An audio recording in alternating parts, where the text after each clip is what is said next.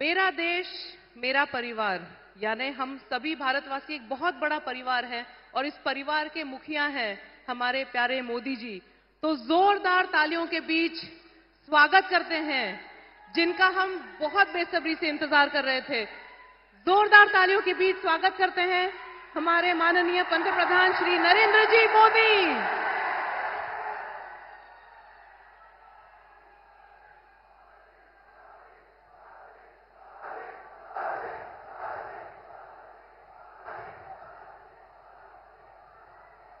जोहार। नंदुरबार मधील माझ्या सर्व भावांना आणि बहिणांना माझा नमस्कार।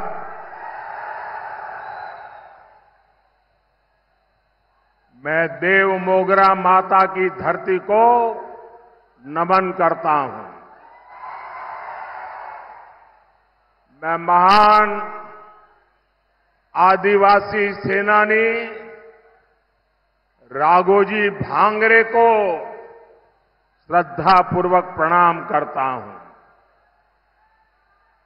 हम सबको प्रेरणा देने वाले जननायक कृष्णाजीराव सावले, महात्मा ज्योतिबा फुले, सावित्रीबाई फुले, उनको भी आदरपूर्वक स्मरण करते हुए प्रणाम करता हूं। साथियों, आज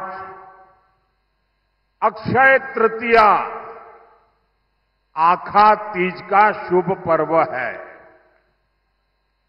मैं सभी देशवासियों को और खास करके मेरे किसान भाई बहनों को अक्षय तृतीया की बधाई देता हूं। आज भगवान परशुराम की जयंती भी है। मैं सभी देशवासियों को इस शुभ दिन की भी शुभकामनाएं देता हूं। और अक्षय तृतीया हो और इतने सारे लोग आशीर्वाद देने के लिए आए हो। अक्षय तृतीया के जो आशीर्वाद मिलता है ना, वो भी अक्षय होता है। आज जितनी विशाल संख्या में आपका ये आशीर्वाद ये पक्का कर रहे हैं, पुनः एकदा पुनः एकदा पुनः एकदा। मैं देख रहा हूं अभी भी हुजूम का हुजूम अंदर आ रहा है।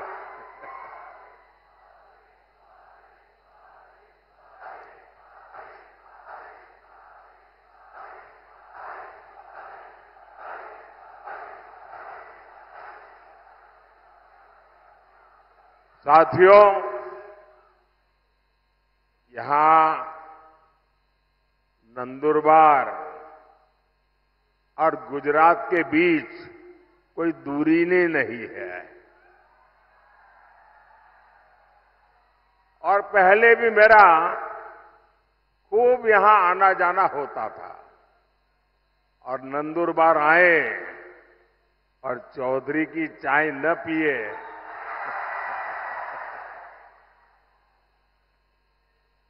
चौधरी की कड़क चाय यानी नंदुरबार की यादों से जुड़ जाती है।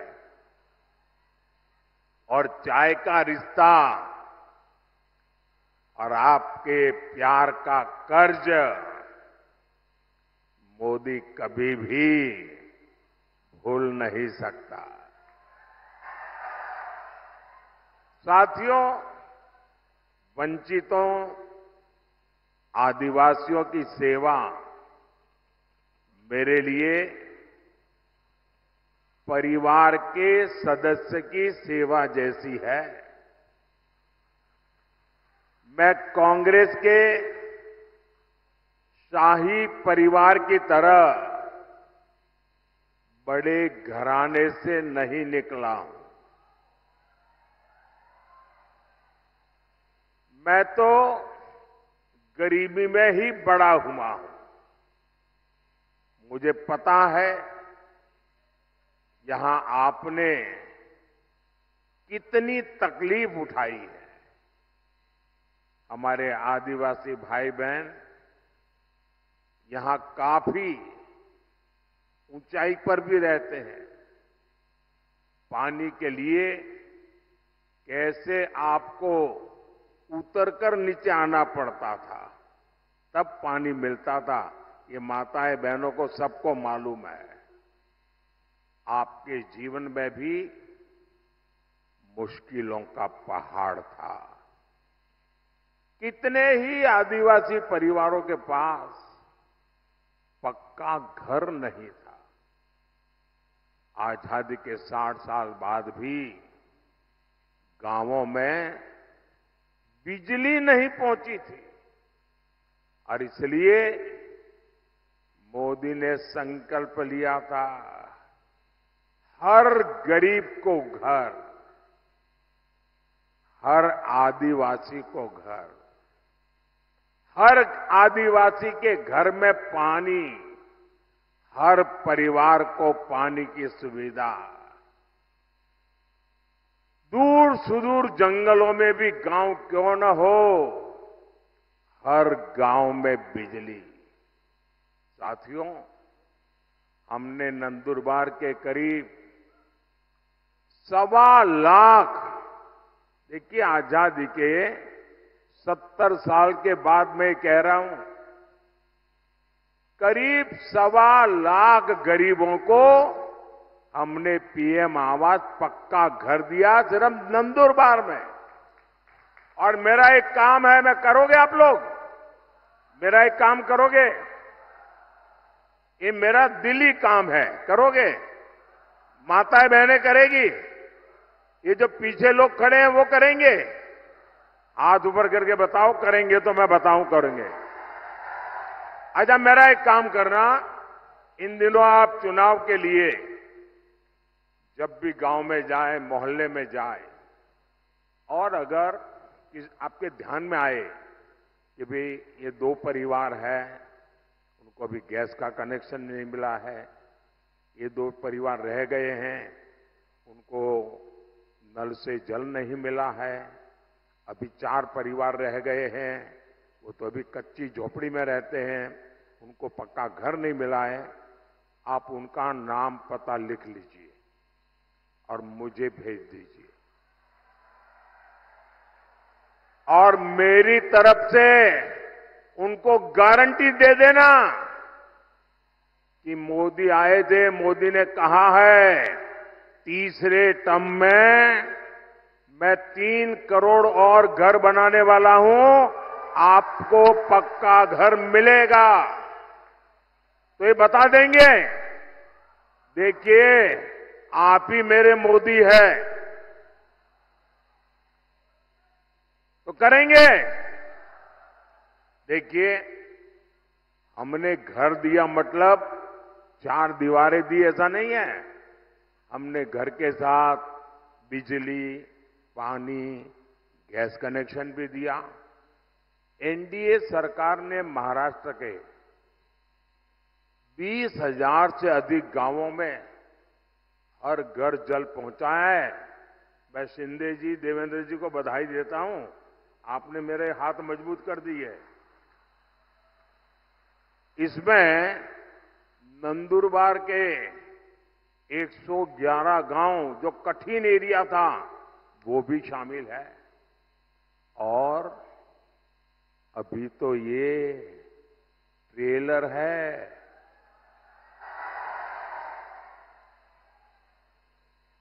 अभी तो मोदी को बहुत कुछ करना है और आपके लिए करना है।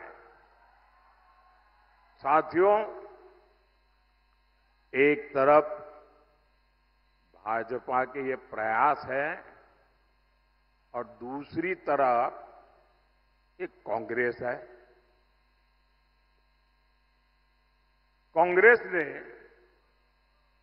आदिवासी भाई बहनों की कभी परवाह नहीं की। आदिवासी इलाकों में सिकल सेल एनीमिया एक बड़ा खतरा रहा है, लेकिन कांग्रेस ने इस बीमारी की तरफ उतना ध्यान ही नहीं दिया। ये बीजेपी है जिसने सिकल सेल एनीमिया को जड़ से खत्म करने के लिए अभियान चलाया है। और मेरी माताएं, बहनें, नौजवान, ये जो सिकल सेल एनीमिया के लिए मैं काम कर रहा हूं ना, वो चुनाव के लिए नहीं कर रहा हूं। आने वाली आपकी अनेकों पीढ़ियों के लिए मैं लगा हुआ हूं, ताकि उनको वो ऐसी बीमारी ना आए। कोई गरीब कुपोषण का शिकार ना हो, हमने इसकी भी चिंता की। आज नंदुरबार से के 12 लाख से ज्यादा लोगों को मुफ्त राशन मिल रहा है। साथियों, कांग्रेस जानती है कि वो विकास में मोदी का मुकाबला कर ही नहीं सकते, और इसलिए वो इस चुनाव में झूठ की फैक्ट्री खोल के बैठ गए हैं। झूठ फैलाकर वोट लेना चाहते हैं।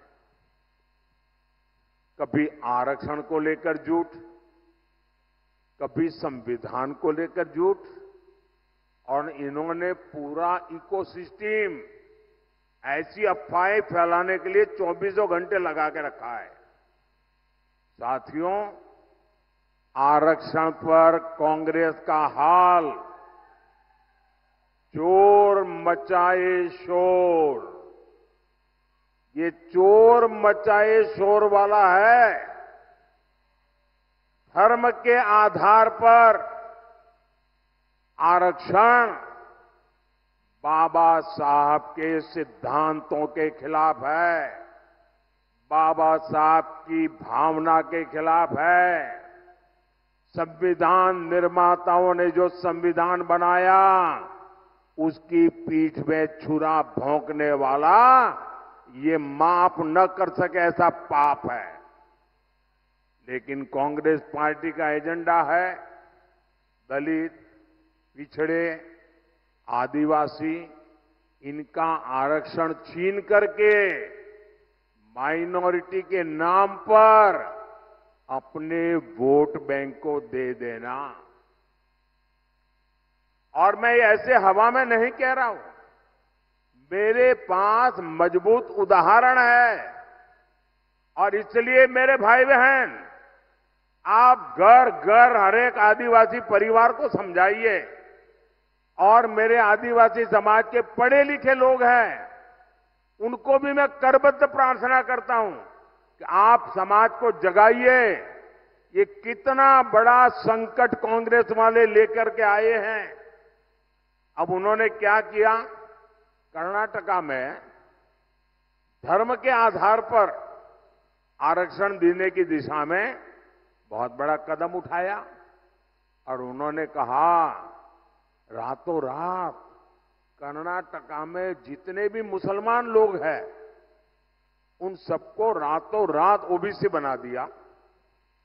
एक ऑर्डर निकाल दिया, मुख्यमंत्री ने थप्पा मार दिया। अब हुआ क्या, जो ओबीसी को आरक्षण मिलता है, उसका सबसे बड़ा हिस्सा ये रातों रात ओबीसी बन गए, उन्होंने लूट लिया। अब बताइए, ये वो आदिवासियों के लिए करना चाहते हैं, वो दलितों के लिए करना चाहते हैं, और ये कर्नाटका का मॉडल पूरे देश में लागू करना चाहती है। एससी, एसटी, ओबीसी का आरक्षण खत्म करने के लिए। और मैं गंभीरता से कह रहा हूं, ये महाअगाड़ी ये महाअघाड़ी आरक्षण का महापक्षण का महाअभियान चला रही है। वहीं एससी, एसटी, ओबीसी का आरक्षण बचाने के लिए मोदी महारक्षण, आरक्षण का महारक्षण का महायज्ञ कर रहा है। मैं पिछले 17 दिन से लगातार कांग्रेस पार्टी को चुनौती दे रहा हूं।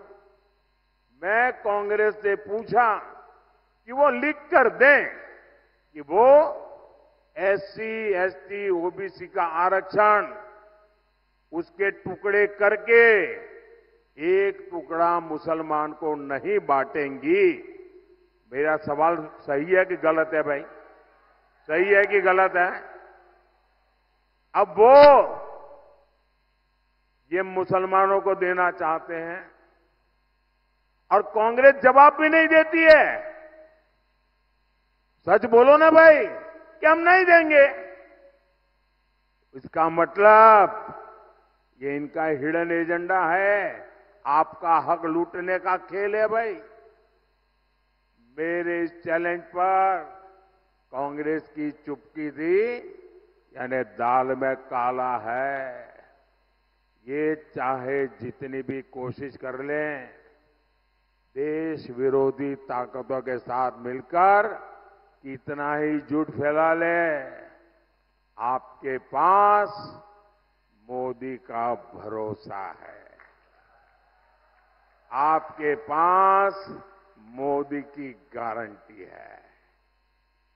और आप लिख के रखिए, मोदी जब तक जिंदा है, मोदी जब तक जिंदा है, एससी, एसटी, ओबीसी में से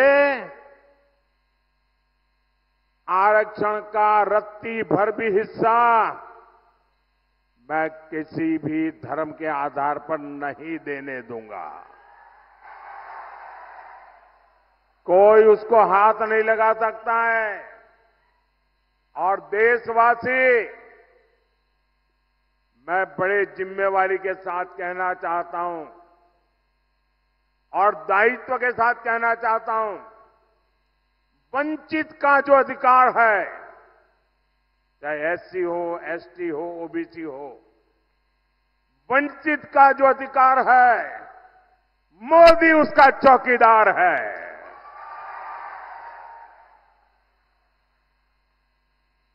मोदी की चौकीदार में जब मोदी जैसा चौकीदार हो, किसने अपनी मां का दूध पिया है जो आपका हक छीन सकता है?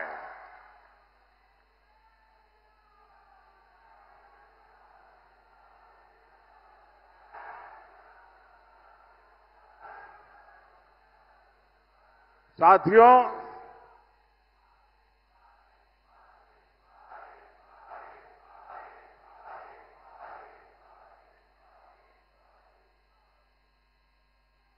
साथियों, हम तो माता शबरी की पूजा करने वाले लोग हैं, लेकिन कांग्रेस ने कभी आदिवासी समाज को सम्मान नहीं दिया और न ही मिलने दिया। आदिवासी क्रांतिकारियों ने आजादी की लड़ाई में इतने बलिदान दिए, लेकिन कांग्रेस ये बलिदान की बात मानने को तैयार नहीं है।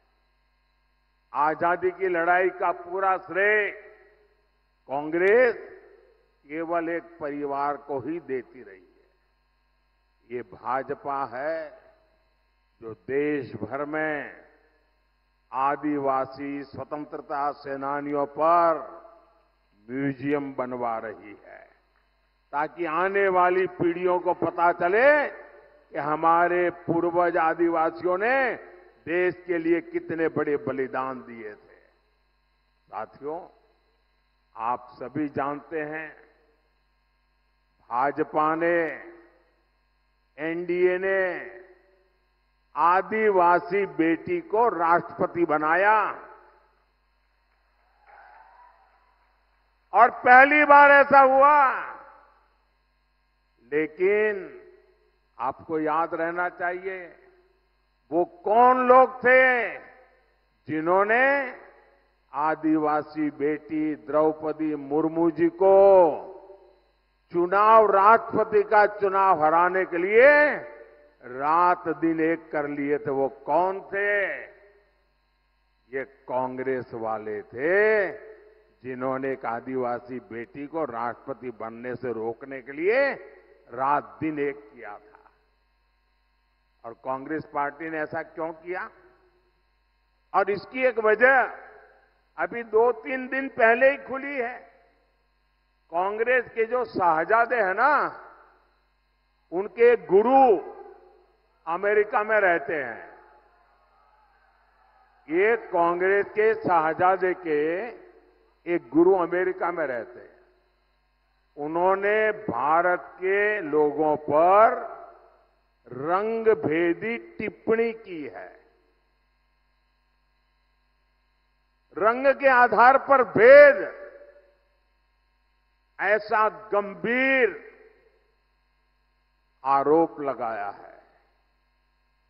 अरे, जिनका रंग भगवान कृष्ण जैसा होता है, कांग्रेस उन्हें अफ्रीकन मानती है।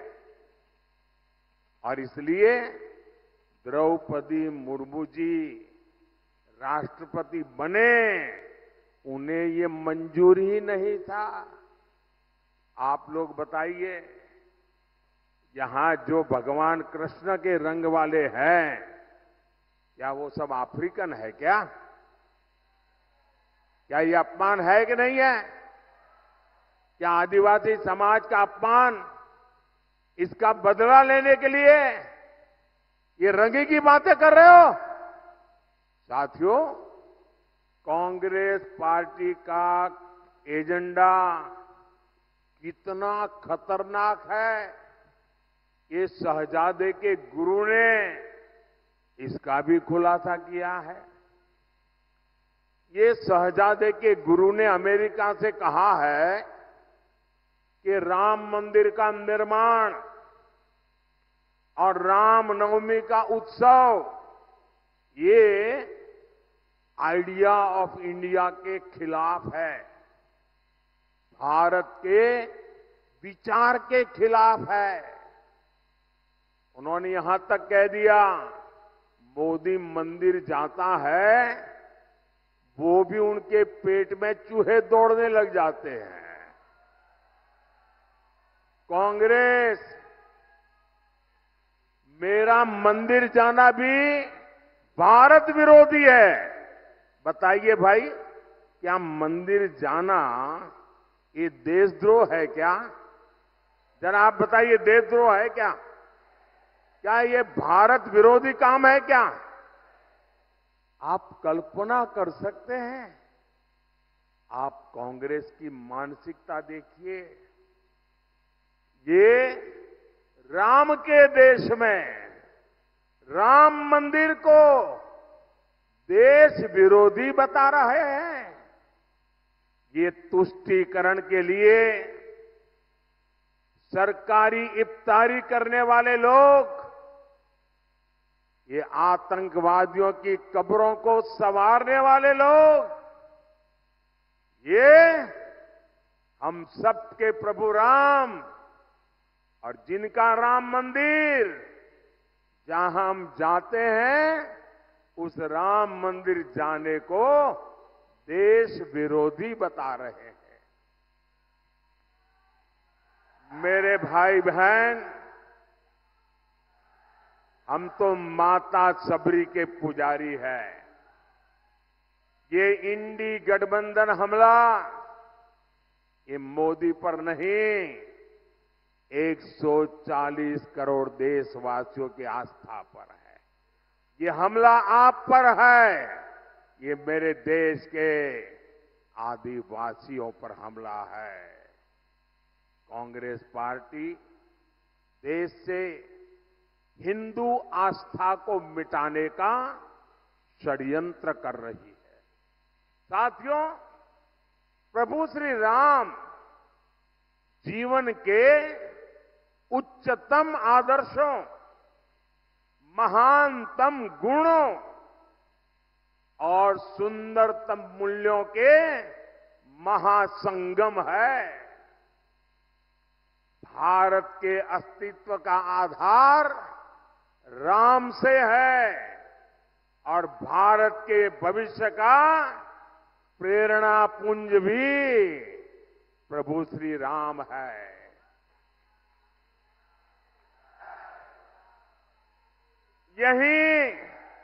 यही महाराष्ट्र की धरती पर ये संत आवाज उठी थी, विश्वाचा विश्राम रे, स्वामी माजा राम रे। अर्थात मेरे राम तो पूरे विश्व के विश्राम है, आश्रय है। ऐसे प्रभु राम को कांग्रेस पार्टी वाले आइडिया ऑफ इंडिया के खिलाफ मानती है। भगवान श्री राम की सीख है, परहित सरीस, धर्म नहीं भाई, पर पीड़ा सम नहीं अधमाई। अर्थात दूसरों की सेवा से, परोपकार से बढ़कर कोई धर्म नहीं है और किसी को पीड़ा देना ही सबसे बड़ा पाप है।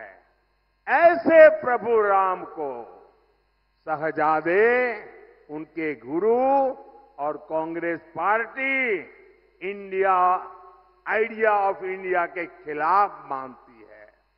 हमारे राम कहते हैं, कोमल चित दिनह पर दाया, मन वच क्रम ममा भगति अमाया।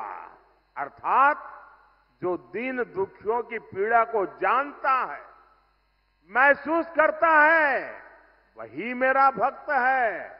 ऐसे प्रभु राम को कांग्रेस आइडिया ऑफ इंडिया के खिलाफ मानती है और ये भगवान राम की ही शिक्षा है। धर्मुनु दुसुर, धर्मो न दुसर, सत्य समाना, आगम निगम पुराण बखाना। अर्थात सत्य से बढ़कर कोई धर्म नहीं है। ऐसे प्रभु राम को कांग्रेस आइडिया ऑफ इंडिया के खिलाफ मानती है। ये राम ही है, ये राम ही है जो सभी दीन दुखियों को, वंचितों को गले लगाकर अपने पास बैठाते हैं। सहज सहज स्नेह विवश रघुराई, सहज स्नेह विवश रघुराई, पूछी कुशल निकट बैठाई। ऐसे प्रभु राम को कांग्रेस आइडिया ऑफ इंडिया के खिलाफ मानती है। हमारे राम जनजातीय समाज से कैसे मिलते हैं? हमारे राम जनजातीय समाज को मिलते हैं, पुरजन करी जो हारू घर आए। अर्थात राम आदिवासियों का, उनकी संस्कृति का सम्मान करते हैं, उनसे जोहार करके मिलते हैं। ऐसे प्रभु राम को कांग्रेस आइडिया ऑफ इंडिया के खिलाफ मानती है। हमारे प्रभु श्री राम ने हमें सिखाया है, और ये जो लोग देश छोड़ करके भाग गए हैं, वो जरा कान खोल के सुन ले। हमारे प्रभु राम ने सिखाया है, अपि स्वर्णमयी लंका न में लक्ष्मण रोचते, जननी जन्म भूमिश्च स्वर्गादपि गरीयसी। अर्थात हमारी मातृभूमि स्वर्ग से भी बढ़कर है, यानी राष्ट्र प्रथम, नेशन फर्स्ट, ऐसे प्रभु राम को कांग्रेस आइडिया ऑफ इंडिया के खिलाफ मानती है। साथियों, ये लोग इतने अहंकार से भरे हुए हैं कि गरीब इनके लिए कोई मायने नहीं रखता। ये लोग सत्ता में रहते हैं तो गरीब को दुत्कारते हैं, उसे तरसा तरसा कर रखते हैं। आज एक गरीब का बेटा आपका सेवक बनकर के प्रधानमंत्री पद से ये जब काम कर रहा है तो एक गरीब विरोधी मानसिकता वाले, शाही परिवार की मानसिकता वाले इसे बर्दाश्त नहीं कर पा रहे हैं। और ये नकली शिवसेना वालों की गरीब से कितनी नफरत है, ये इन्होंने फिर बताया है। ये नकली शिवसेना वाले मुझे जिंदा गाड़ने की बात कर रहे हैं। एक तरफ कांग्रेस है जो कहती है मोदी तेरी कब्र खुद देगी, और दूसरी तरफ ये नकली शिवसेना है जो मुझे जिंदा गाड़ने की बात करती है, और मुझे गाली देते हुए भी ये लोग तुष्टीकरण का पूरा ध्यान रखते हैं। मोदी की कब्र खुदेगी, मोदी को जिंदा गाड़ देंगे, और इसमें भी अपने वोट बैंक को पसंद आए वही गाली दागोगे क्या? साथियों, मुझे कई बार ये सोचकर दुख होता है कि बाला साहब ठाकरे को कितना दुख होता होगा। मैंने बाला साहब को निकट से देखा है, उनके मन को, दिल को छू करके मैंने देखा है। अब तो ये नकली शिवसेना वाले बम धमाके के दोषी को भी अपने साथ प्रचार में ले जाने लगे हैं। इसका मतलब हुआ कि बिहार में चारा चोरी में जेल भुगत रहे व्यक्ति को कंधे पे बिठा के घूम रहे हैं, महाराष्ट्र में बम धमाकों के दोषी को कंधे पर बिठा के घूम रहे हैं। ऐसे पापियों को लेकर के जिनको चलना पड़ रहा है, इन लोगों के विषय में 50 बार सोचना पड़ेगा। इसलिए कोई बड़ी बात नहीं कि मुझे उनको जमीन में गाड़ने के सपने दिख रहे हैं। ये लोग जनता का साथ, जनता का विश्वास तो गंवा चुके हैं। इनकी अपनी सियासी जमीन खिसक चुकी है, लेकिन ये भूल रहे हैं कि भारत की 140 करोड़ जनता, मेरे माताएं बहनें इतनी बड़ी तादाद में जो आई है ना, ये मेरी माताएं बहनें, यही मोदी की रक्षक है। ये मातृशक्ति मेरा रक्षा कवच है। मुझ पर मातृशक्ति का इतना आशीर्वाद है, ये लोग चाहकर भी मोदी को जीते जी भी और मरने के बाद भी जमीन में नहीं गाड़ पाएंगे।